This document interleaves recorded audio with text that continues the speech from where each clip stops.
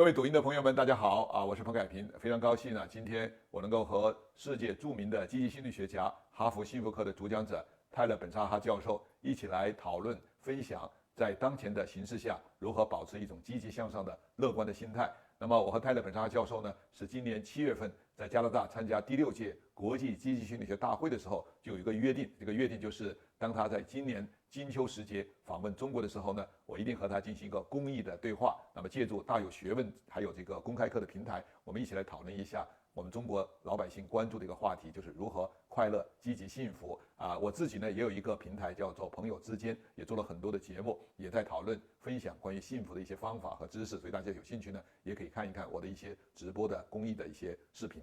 那首先呢，我还是和本·沙哈教授寒暄讨论，然后再一起开始介绍他的一本新书，叫做《幸福的要素》。大家都读过他的一本书，叫做《幸福的方法》。这本书呢，2013年由中信出版社引进到我们中国呢，受到了很多读者的喜爱和欢迎。他介绍了一些幸福的技巧。那么在这个疫情期间呢，本·沙哈教授又怀抱大爱的精神，写作了一本新书，叫做《幸福的要素》。那今天呢，我们就主要谈一谈他的新书《幸福的要素》，同时呢，也回答大家可能有的一些关于幸福的话题。好，下面呢，我就用英文来和本·沙哈教授进行对话、沟通、交流。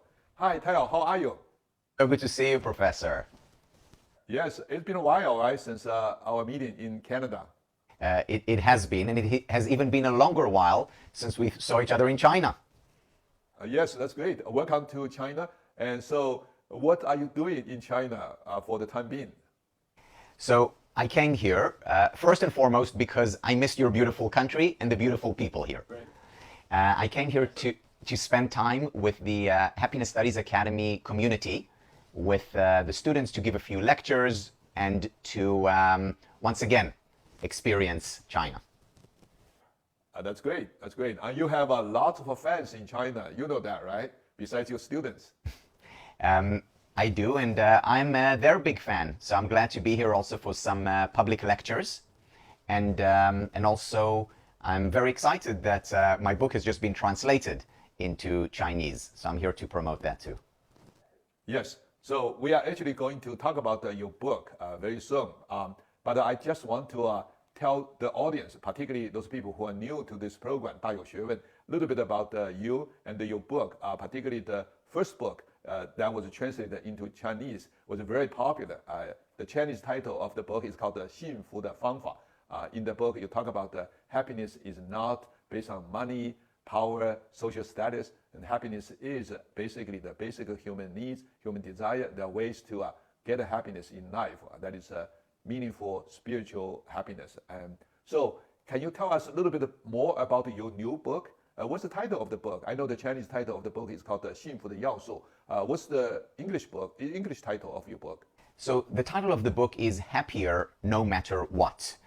And I wrote it because many people have a misunderstanding of the purpose of the science of happiness. They think, oh, it's just for good times.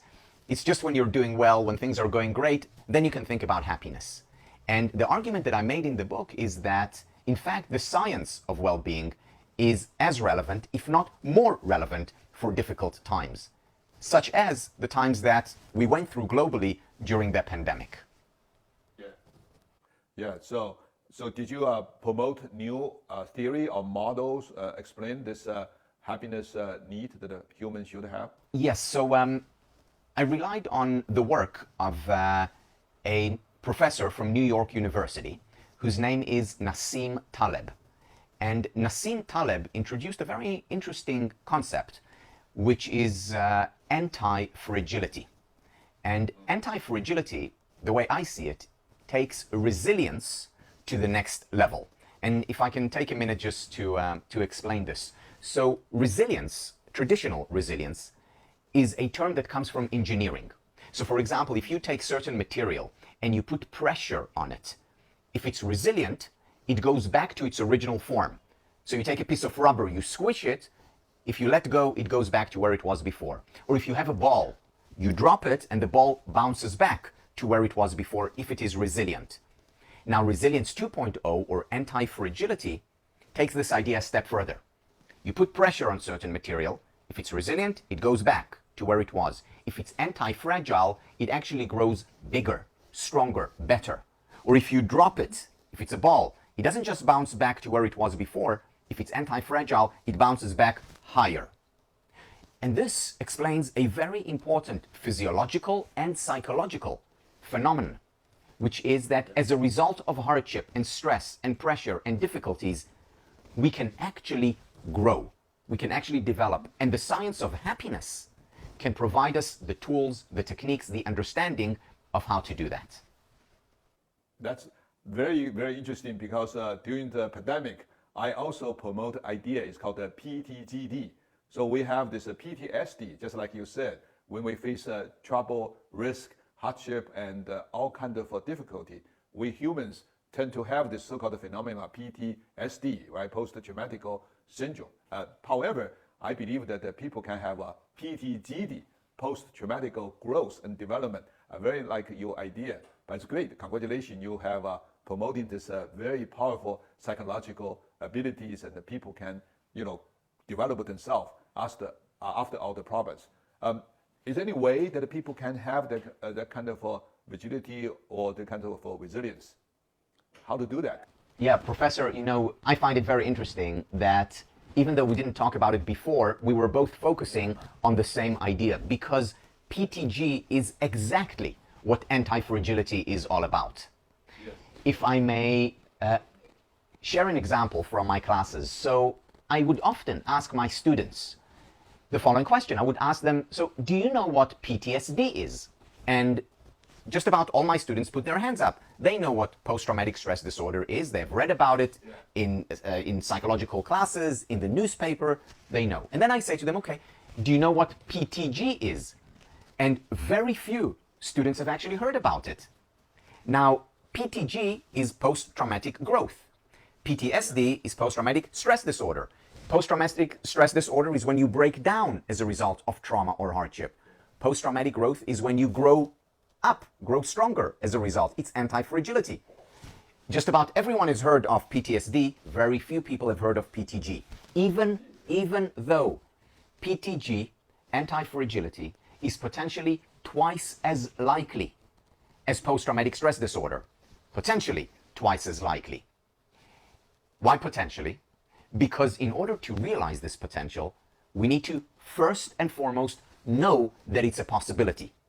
So just knowing about PTG, just knowing about anti-fragility, that in and of itself increases the likelihood that we will actually experience it. So Professor, just by your teaching them about post-traumatic growth, doing nothing else but teaching about it, that increases the likelihood that it will happen. And second, there are certain conditions that we can put in place in our life, in our families, in our organizations, in our communities, that will significantly increase the likelihood that we become anti-fragile, that we experience post-traumatic growth. Yes, yes. Very, very great example and illustration, explanation, and thank you so much. The reason I think we both come to the same kind of approach on this issue of how to fight pandemic, and I think probably it's because we all love people, try to help people. I think positive psychology provides us with a very rich resource that people can rely on. That's great. Can I explain a little bit about my approach? Because as a Chinese scholar, I try to use traditional Chinese culture to help people understand your idea even better. So we use this constructive approach, basically make this concept more understandable, easy to do. For instance, for this idea, anti-rigidity, so we divided that into 3 stages. Stage number 1 is what you just talked about, bouncing back, just like those physics that they talk about the bouncing back ability as a key component of resilience. Number 2 is idea I borrow from Angela Duckworth. It's called the grit, G-I-R-T. Just like those small stones, although it's very small, but it's very tough. Whatever you do, try to crush it, and they will maintain its own shape and also the inner quality. So that's called the grit. It's what the Chinese call the stubborn. So you can have this resiliency that is always stable and great. Number 3 is a PTG. You just talked about it. So it's a great idea. So how many lectures you've been giving to people who want to know how to fight the disease? So in the past 3 years, how many lectures, how many talks, how many people you have reached by your brilliant idea? Do you have any estimation? I don't know, but I think probably millions, because people are hungry for this idea. You know, when I think about the difference between sadness and depression, the difference between sadness and depression is that depression is sadness without hope. Depression is sadness without hope. You see, we all experience sadness at times. It's part of being human. But it becomes depression, which is much more severe and difficult when we lose hope. And the idea of PTG, just knowing that it's possible to actually grow from hardships and difficulties and even traumas, provides people with hope. And I think hope is exactly what people need now more than ever, especially after the global trauma that we went through during COVID. Yeah. So hope is powerful and is meaningful, is useful. We actually have done a research a couple of years ago, follow a group of young women who've been sexually harassed and try to see how much psychological help they help them. We found that the hope is very useful, powerful treatment. You know, you believe that you have a brighter future, great future if you work hard, if you work with us. And we find that hope therapy is very meaningful and useful. Thank you so much for giving us endorsement. And Professor, this is exactly why I said earlier that just by teaching your students about PTG, you're helping them, because you're providing them with hope. You're showing them a way out. You know, some of the most important research on hope was done by one of our colleagues, Professor Rick Snyder. And he talks about hope as having two elements, two components. Yeah. One component is willpower.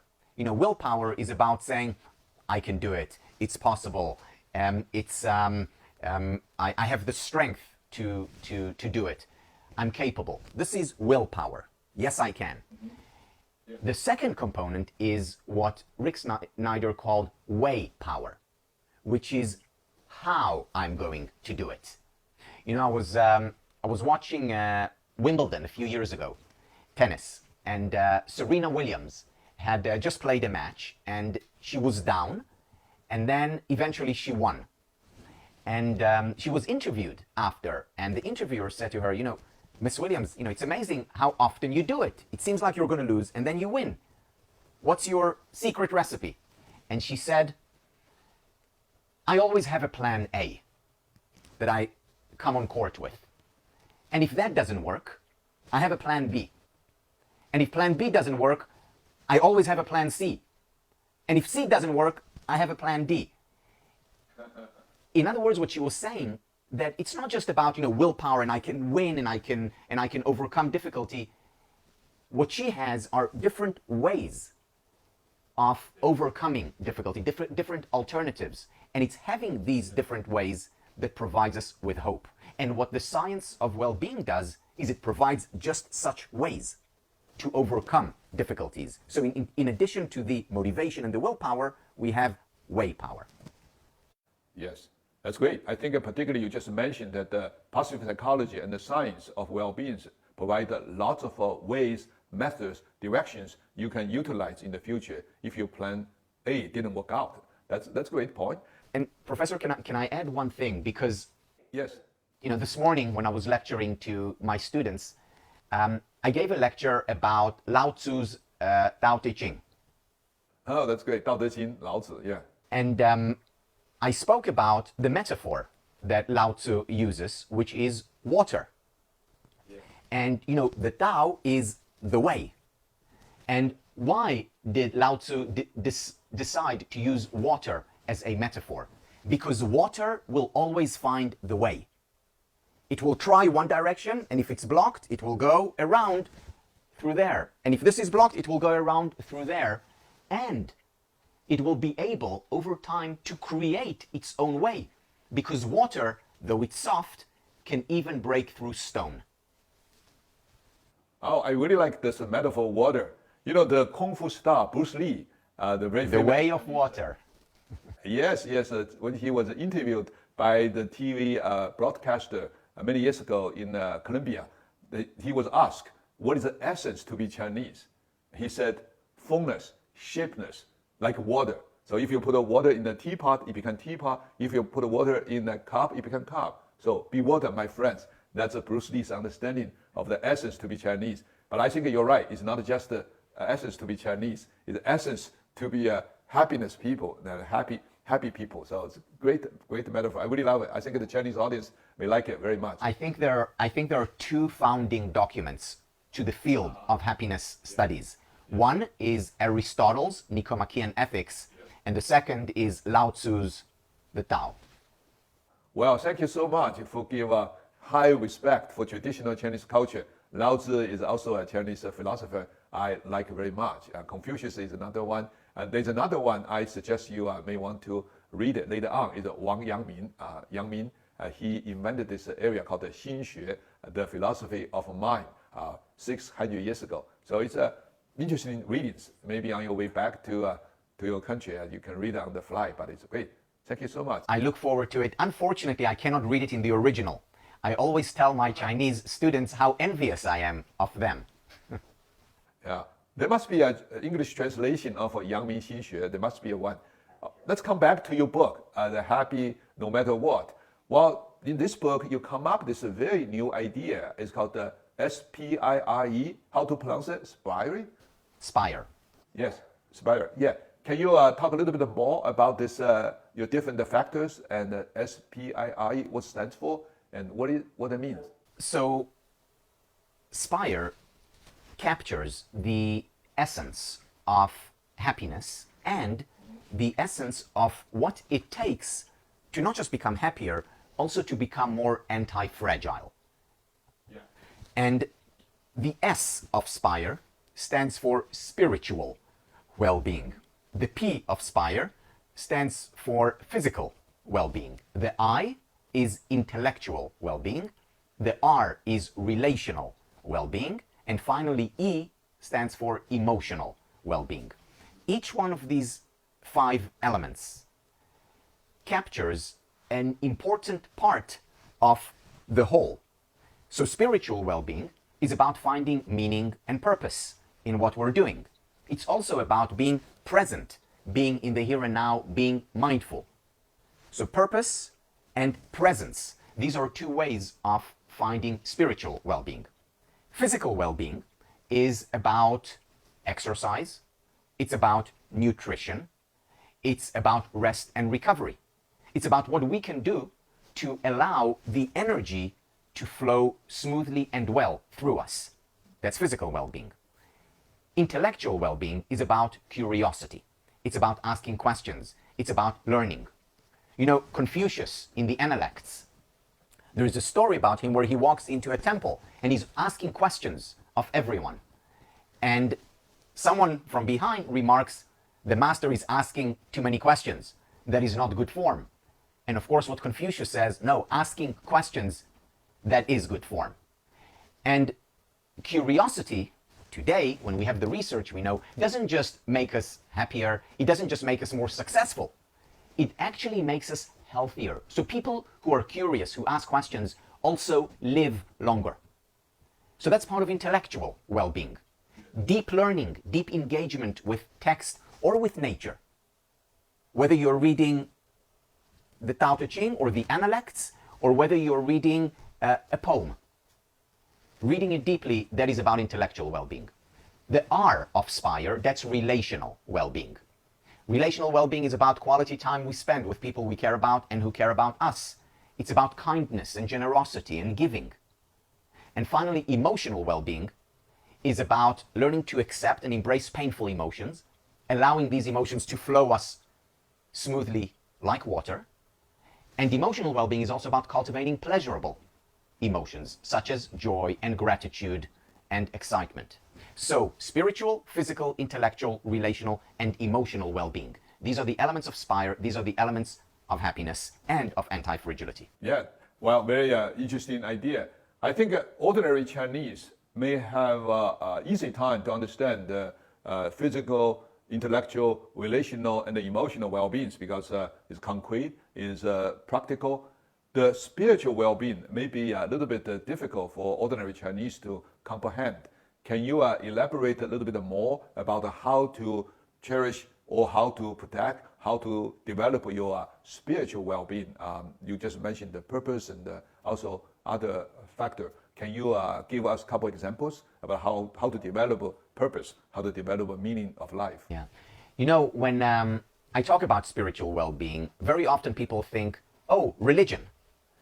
And yes, some people find spiritual well-being in religion, but that is not the only place where we can find it.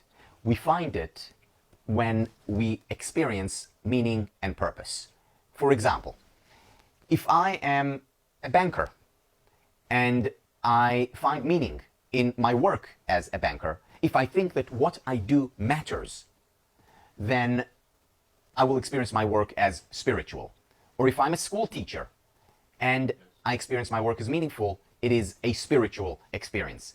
Now, how do we do that? How can we connect to purpose? How can we identify the spiritual in what we do, whether we're managers or teachers or parents or medical doctors or in any other profession? We need to stop, think, and reflect on the impact of our work. Because, you know, especially in today's world, we're in such a hurry. And we rarely stop to think about the kind of influence and impact that our work is having. So in many workplaces, the managers ask their employees to write a job description. So what do you do every day? And you write it. And, you know, if it was my job description, I would say, I get up in the morning and after dropping the kids off in school, I sit down by my computer and I write. And afterwards, you know, I meet people and I give lectures. That's one way of describing my work. There is another way. And the other way is, after I spend time with people I care about so much, my children, I sit down by my computer and then share some of my ideas with others, ideas that I care about a lot with people that I care about a lot. And then I give lectures and I have an opportunity to impact people's lives. So we can talk about our work, any work. Again, whether we are teachers or writers or business people or lawyers, we can talk about our work as being mechanical, in technical terms, or we can talk about the exact same work in very different terms. We can talk about it as making a difference, as impacting others. So that's one way of experiencing spirituality. But there is another way, which is even more direct. And that is a way that, once again, Lao Tzu talks about in the Tao Te Ching. And he talks about how when we let water be still, then it becomes clear. Then all the sediments fall down, all the sand falls down, and the water becomes clear. And in the same way, our mind. When we just sit still, then our mind becomes clear. And it is then when our mind becomes clear, then we can see the spiritual in the world around us. Because you have beautiful trees behind you. And you walk past these trees and thousands of students walk past these trees day in and day out. They walk, they move. But what if they just stood still and observed the tree and allowed, like in water, all the sediments just drop? Then we can begin to see the spiritual essence of that tree, or more generally, the spiritual essence of creation, of reality. Because if you think about it, everything around us has the spirit, the Tao, the way in it, that invisible energy. And as Einstein once said, there are two ways in which we can live our lives. One way to live our life is as if nothing is a miracle. The other way to live our life is as if everything is a miracle. And to live our life as if everything is a miracle, we just need to, as Lao Tzu tells us, be still, be quiet. Yes. Actually, there's another school of Chinese traditional teaching in the Buddhism. So in the Buddhist idea, there's a notion called Zen. You must know that. So the idea of Buddhism is that Zen is everywhere. 生活处处有禅意. So when I teach part of the research you just mentioned, all the methods you just talk about it, I often cite Zen's teaching. So enjoy flower, enjoy tree, enjoy cloud, enjoy flower. So everything you put your mind and heart into it, and you have this sense of calm, sense of a purpose, sense of a meaning, and the sense of a Zen or Tao, or what you just called spiritual well-being. Thank you so much. I think you are very much into Chinese tradition, Chinese culture. I really appreciate your effort and also your explanations. Can I talk about the physical well-being a little bit? Because we have seen people very much concerned about the physical well-being, physical health, particularly during the pandemic. You know, this risk is real, is serious. So do you have any suggestion for people how to maintain the physical well-being, particularly for those young people who are very much concerned about the face, the body, and the weight? You know, lots of anxiety about the physical appearance. Do you have any suggestion about how to maintain your physical well-being, how to feel good about your body? Any idea or any suggestion? One of the illnesses of modern life is that we have become too sedentary, that we do not exercise enough. You know, in the past, our parents or grandparents, they had to engage in physical work. Today, we have the luxury that, you know, we can sit down in comfort, whether it's in a meeting room, whether it's in front of our computer. We can order food to be delivered to us. We don't need to go out and hunt for it or gather it. And it's a real luxury and it's wonderful, only that we're also paying a price for it. And the price is that by our very nature, we need to move. We need to walk or run or lift things. We need to engage in exercise. And we don't do it enough. And unfortunately, there is no way around it. So even if we are scholars, as we are, even if someone is a manager and sits in the office all day, we need to find the time, the opportunity for movement. It could be in the gym, it could be walking in the park, it could be going to swim or playing basketball, or dancing, or doing Tai Chi. It doesn't matter. But we need to move, and we need to move a lot. Recently, I thought of a concept, an idea, which is based on an idea from the world of startup companies.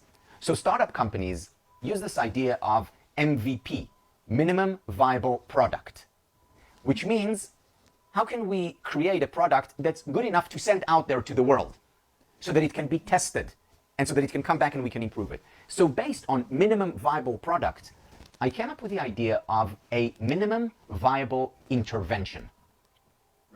And minimum viable intervention is about finding those small, short, brief interventions that make a difference. For example, ideally, I want to spend 1 hour in the gym, working out, lifting weights, jogging, getting a full workout. However, that doesn't mean that if I don't get this 1 hour, I do nothing. A minimum viable intervention can be taking 30 seconds or 1 minute to just run on the spot, or maybe to jump up and down on the spot. That's a minimum viable intervention, and there is a lot of research showing the benefits. Because if we do that for 1 minute now, and then maybe 2 hours later, I get up and I jump up and down again, and maybe 2 hours after, I walk up and down the stairs, and then maybe 2 hours after, I do some push-ups or sit-ups, just for 30 seconds or 1 minute. That accumulates. And what the research clearly shows is that that has a very powerful effect on our physical well-being and on our psychological well-being.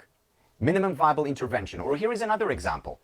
Yes, it's wonderful to sit down in Zen and spend 30 minutes just focusing on the air going in and out, or do a Qigong routine for 20 minutes. That's wonderful. But it's not all or nothing. What if I take 30 seconds and just take 3 deep breaths with my eyes closed for 30 seconds or 40 seconds, and I do it twice during the day? Small change, but it can make a big difference if I apply it consistently. Another minimum viable intervention is journaling. I can journal for an hour, and that's great. But research by Laura King and Chad Burton shows that even taking 2 minutes for journaling, that can have a very powerful effect on our psychological well-being. And there are many such examples. Expressing gratitude for a minute can go a long way. There are many such examples of minimum viable interventions that we can introduce from the physical body to the mind that can contribute to our well-being. That's a great idea. So it's a small intervention. No matter how small it is, you keep doing that, it will produce a long-lasting big effect. Minimal viable intervention. That's a great idea. So let's switch to another area in your series, that is the intellectual well-being. So give us some idea and methods of how to maintain intellectual well-being. Any advice you can give to us? So first of all, it's about being curious and asking questions and learning. You know, I would often feel that when I teach, and especially when I would teach the same course for the second time or for the fifth time, I would be teaching the same ideas. And I started to notice that I felt tired, that I felt like I lacked energy. And I realized that it was because I wasn't learning and being curious about new things. And what I decided to do was every year to teach something new. In every class, even if it was something little, I added something new to the content, to the material, so that I was continuing to learn, so that I was continuing to be curious. So that's one area of intellectual well-being. The other area of intellectual well-being is deep learning. So my teacher, when I was an undergraduate student, my thesis advisor, was the philosopher Robert Nozick. And Robert Nozick told the story that when he was a child, he lived in Brooklyn, he would walk around and he had a copy of Plato's Republic under his arm here. And he would walk around with it and with the name Plato and the Republic on the outside, so everyone could see that he was reading the Republic. As a child, he was very proud of it. And he said that he would read it and reread it. And I think that's very important for all of us to have at least one book or two books that we read and reread throughout our lives. And for one person, it could be Lao Tzu. For another, it could be Confucius. For somebody, it could be Plato, Aristotle, or the Bible, or it could be Helen Keller's work. It doesn't matter. Some great work that you read and reread, because when we engage deeply with a text, we learn how to engage deeply with life. Whether it's with our relationships or whether it's in business, close reading, close engagement, being intimate with a book leads us to being intimate with life. Yes, that's a great suggestion. I think many Chinese like to read the Tao Te Ching. Some people like to read the Xin Jing, the book classicals of Buddhism. And the more you read it, the different time you read it, you will have a different insight, different connections, different wisdoms. So even the same wisdom you read it, they give you this vibrant intellectual power, intellectual abilities. That's very good. So let's come to the relationship well-being, because Chinese culture emphasizes relation, just like most of the Asian cultures, maybe Hebrew culture as well, talk about the emphasize relationship. So there is a popular saying these days in China among young people, is what they call the relational anxiety. So everybody knows relations is important, that's great, but too much emphasis on relation somehow make those young people uneasy. Particularly Chinese holidays coming, the National Day holiday. So there will be 7 days break. Many people will return to their home, talk to the parents. That generates a certain sense of anxiety among those young people living in the big city like Shanghai. So they have to go home. They worry about the parents will bother them and probing them, ask them questions about the relationship. Have you been seeing someone? How's your dating relation? How's your job? And how's your marriage? How's your social life? Meaning that they're too much into this relational business. So the young people feel a little bit uneasy and people start to have this anxiety. As a matter of fact, some people simply because of this relational anxiety made them to stay in the city, not to return home, to talk to the parents. So there's some kind of a love, affective relation, and also sometimes there's hassles and there's some pressures. So I don't know, is this alien to you, or you have seen this kind of anxiety in your life, or how to do that, how to deal with it from your perspective? Yeah, so first of all, it's complicated because relationships often are.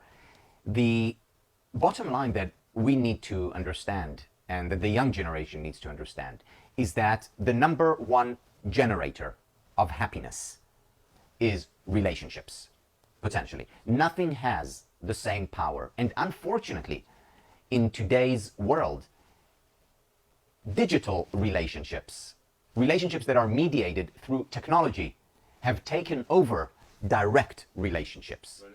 So that many among, especially the young generation, have not developed the fundamentals, the basics of enjoying face-to-face, in-person interactions. And therefore, they feel anxious about it. You know, if I don't lecture for 2 years now, and I go back to lecturing, I'm going to feel apprehensive about it. I'm going to feel insecure because I haven't had that experience in a long time. And it's the same with any relationship. If most of my interactions are through the screen rather than face-to-face, then I will become apprehensive about face-to-face intimate relations. Especially because face-to-face, in-person interactions are not as clean and pure as some online relationships can be, where the distance is kept. However, we need to realize that there are no shortcuts, that if we want to fulfill our potential for happiness, we need to have those face-to-face interactions, which means also to have conflicts, which also means to be uncomfortable once in a while. We must have them, and we must have them with family, and we must have them with friends, and also in terms of romantic relationships. There is no way around our need for real rather than virtual relationships.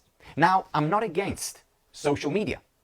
I'm not against having relationships online if they are in addition to, not in place of, real face-to-face interactions. So one way to think about going home now for the Mid-Autumn celebration is to think about how this is an opportunity for us to experience intimacy, to experience growth, and to realize that sometimes to experience growth, there is discomfort, there is challenges. But also in the gym, if you want your muscles to grow, you sometimes need a little bit of discomfort. That's good. That's good.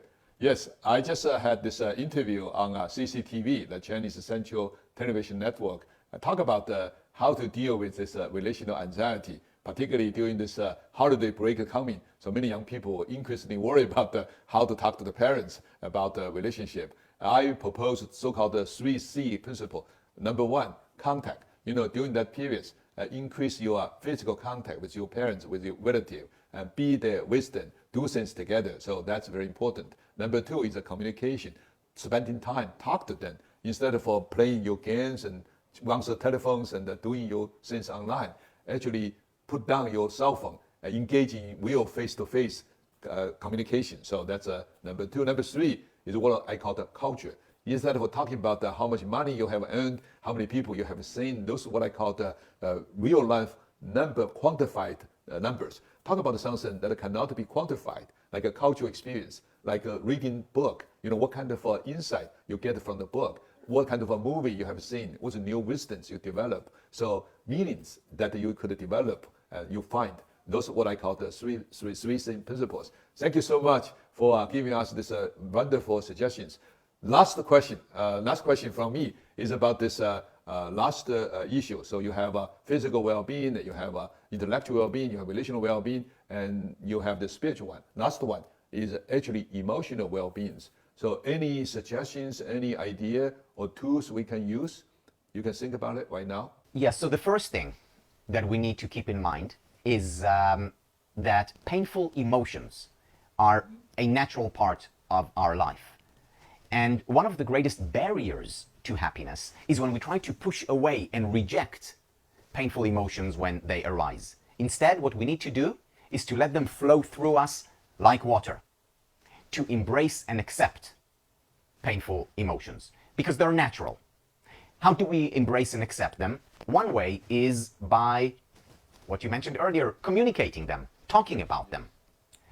Second, by writing about them. Third, by crying.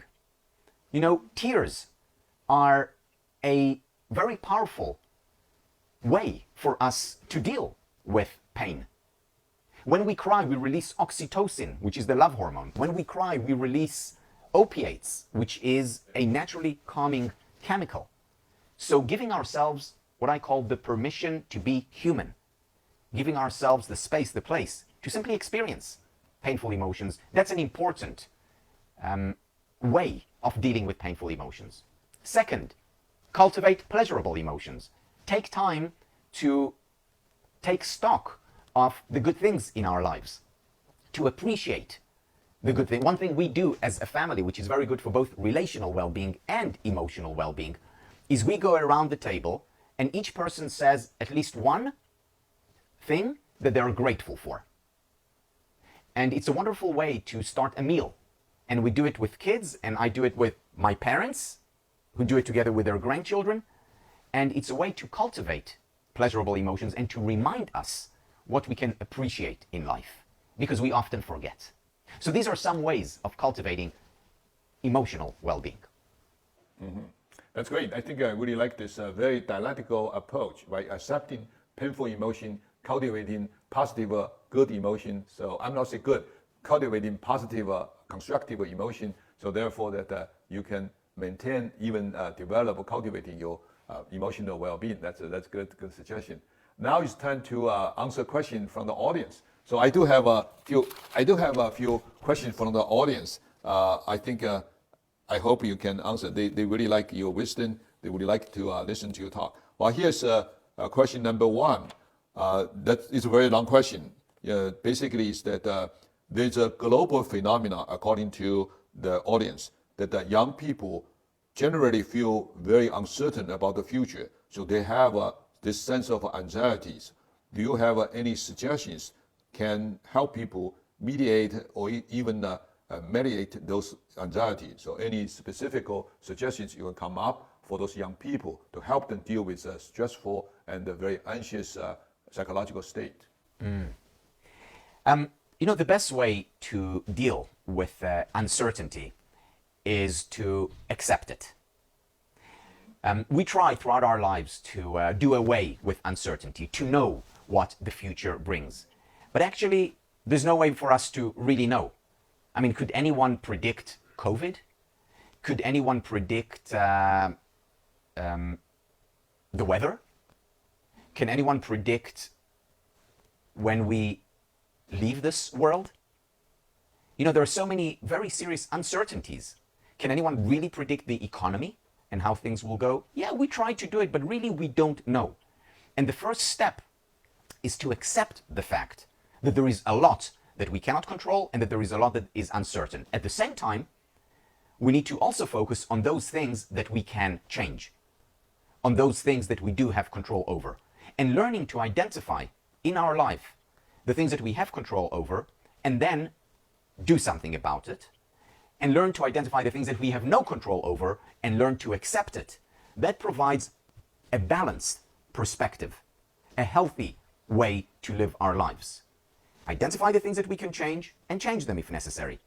Identify the things that we cannot change, and accept them. Easier said than done, but this is a principle that we can follow. That's great suggestion. My suggestion is that follow the psychological principle of ABC. A is emotionally to reduce the sense of anxiety. So doing some emotional management, emotional control practice, like doing Chinese Qigong, take deep breaths, or maybe the mindfulness training, just trying to get into mindfulness state. It can help you to reduce the emotional arousal. So take deep breaths, touch your 膻中穴, meaning there's a point in your heart, you touch that, talk to people, and the communication, exercise, those are the way you can reduce the sense of anxiety as emotion. Second is a behavioral change. You can do something. As a matter of fact, I found that if you choose to do anything, exercise, clean the house, and take care of yourself, and anything you do can help you to reduce anxiety. So actions, emotional recognition, and also affect cognitive change. So that's called the C, cognitive exchange. Cognitive change can help you as well. Change your mindset, right? As you just said, accepting what happened and then try to develop from that, try to grow out of it. So that's what I call the ABC method of how to deal with anxieties. Tal, there's another question from TV network. Dr. Shahar, many people say that in real life, humans don't have much choice. So this so-called free will may be an illusion. So how to make a choice, reasonable choice in this limited options, make yourself happy, make you feel that life is meaningful, purposeful. It's a very philosophical question. Tal, do you think you understand this question? Is like okay, great. And I like this question a lot, and I think about this a lot.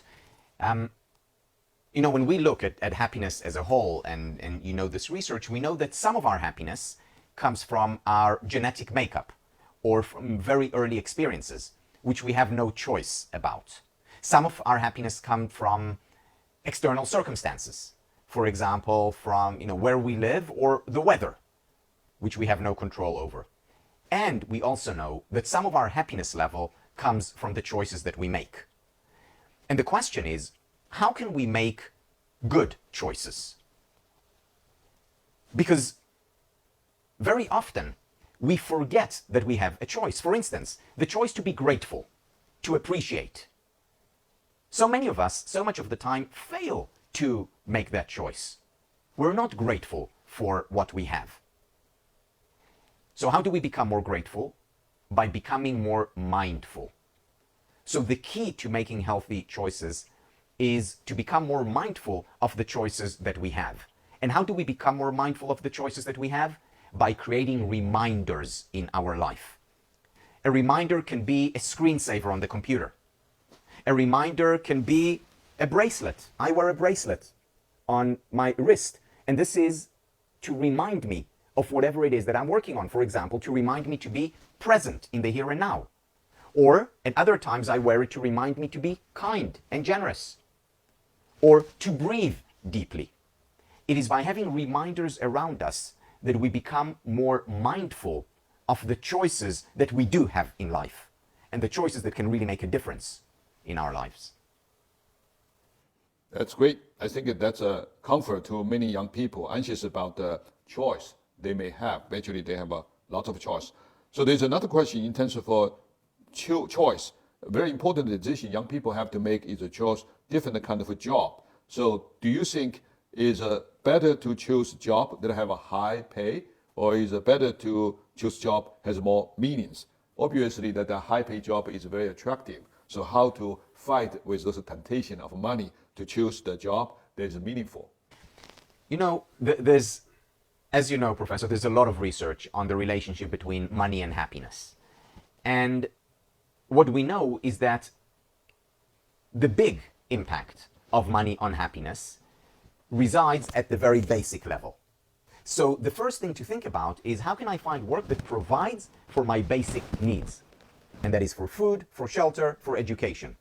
But once those basic needs are met, additional money can make a difference, but only a very small difference to our happiness. A much bigger difference to our happiness comes when we experience meaning and purpose. So yes, we need to think about money and income to the extent that it pays our bills, to the extent that our basic needs are met. Beyond that, much more important than the extra money that we'll make is the extra meaning that we will find. Mm-hmm. Just a couple of months ago, there was a very popular concept on Chinese social media. It's called the 早 F 晚一, meaning that in the morning we have this fighting spirit and going out to conquer the world. At the evening and night, we become very depressed and distressed. This is so-called emotional. So this is what they call the morning F, evening E. So what do you think about this popular concept? Why that's the case? Do you agree with the this kind of psychological phenomenon? People tend to be fighting and they tend to be down at the evening. You mean every day, or do you mean in life in general? Every day. That's basically every day. It's for young people, so it's not talking about the later life. It's just that in real life. You know, Professor, it's like the yin and the yang. We keep on going up and down. And one of the things that can really help become happier, and by the way, that's the reason why generally older people are happier than younger people, is because of accepting the ways of nature.